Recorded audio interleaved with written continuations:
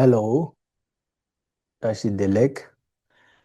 My name is Tenzin Celon, and I am a lecturer at the Dalai Lama Institute for Higher Education, and I teach Buddhist philosophy, Buddhist psychology, and Buddhist epistemology.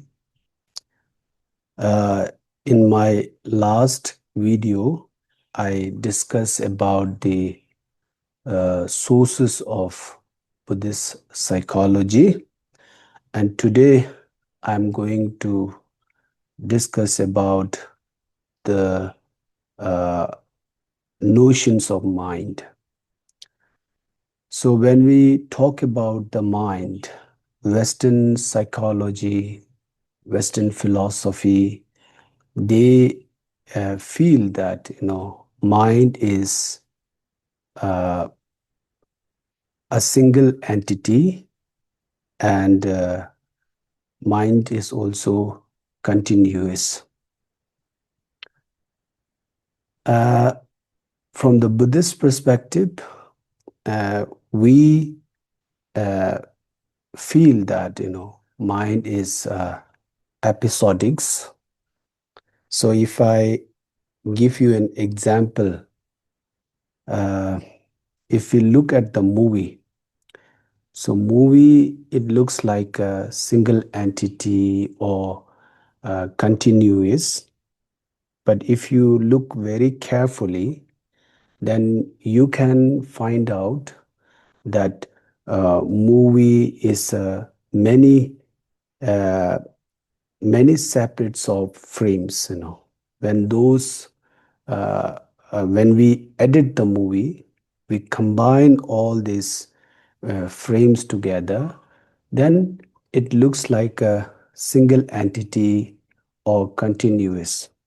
But in reality, it has many uh, separate frames. So similarly, if you look at our mind is memory changing, and also our mind has a memory mental events. There are so many mental events. So mind is not a single entity or continuous from the Buddhist perspective. So when we talk about the mind is objective or subjective. Of course, mind is a subjective. It is not only the subjective, it is also the inner experience. And mind includes the state of feeling, like a feeling of pleasant and painful. And also, it includes the state of mind, like happy and miserables, and also the state of emotions, like fears of dangers, anger, attachment, love, and compassions. So when we talk about the mind, do we have a mind or not? Is it necessary for us to prove that do we have a mind or not? It does not necessary that we need to prove that we have a mind, because we can experience our own mind. But if you look at the certain kind of mind, we can see occasionally it arises the subtle level of minds. So it does not experience every day in our life, but it happens. It arises occasionally. So that kind of mind, when we discuss about this, we have to prove it. So otherwise, we don't need to prove that we do have a mind. So when we talk about the mind, so what is a mind? So mind is not the obstructive.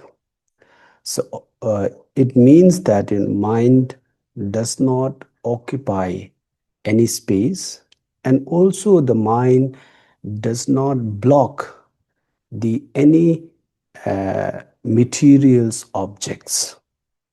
So that's why mind is not obstructive. But from the Buddhist perspective, especially from the Tibetan Buddhism, when we talk about the definitions of the mind, it says that Selshing Rigpa. Selshing Rigpa is the definitions of mind. So when we talk about this definition, there are two aspects.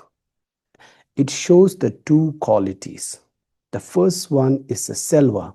First quality is the selva. Selva means clear. Mind is clear. So mind is clear. It means that our mind is like a mirror. It can reflect any kind of objects. Like a mirror, a mirror can reflect any kind of object. So similarly, our mind can reflect any kind of objects. And there is another interpretation that mind is clear because the nature of mind is pure. We have some negative thoughts and emotions like attachment, anger, hatred, and all these emotions, they are temporary, they are adventitious.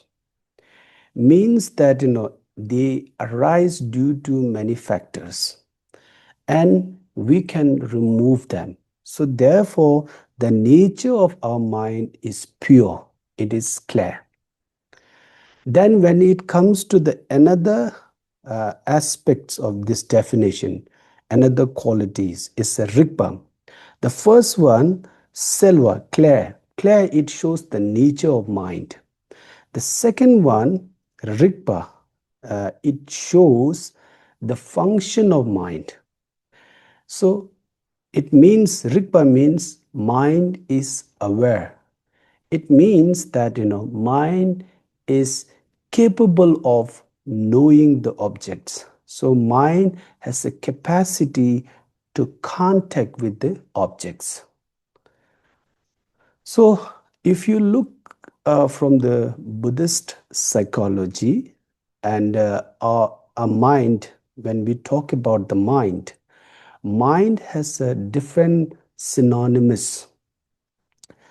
So mind is mind means a buddhi. Buddhi in Tibetan we say lo, and another one is gyan or jnana. It means shepa in Tibetan, and the third one is samviti.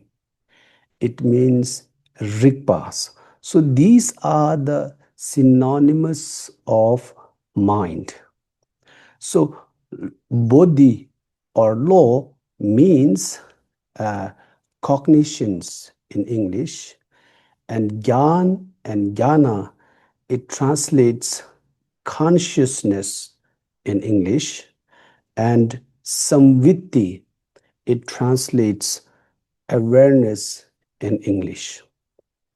So why we are giving so much importance about the notions of mind, why the Buddha has taught so many things about the mind? Because we want happiness and we do not want suffering. And we seek happiness and we overcome suffering, or we overcome the problems and pain. So our happiness and our suffering is heavily depending on our mind. It depends upon our mind. So if we train our mind, if we discipline our mind, if we can regulate our mind, then we can see happiness in our life. If we are not able to discipline our mind, if our mind becomes undisciplined, or if we are not able to regulate our mind, then our mind can cause a lot of problems in our life. So therefore, Buddha says, Dikpa chiang michashi means do not commit any evil, and gyawa phusum sopache.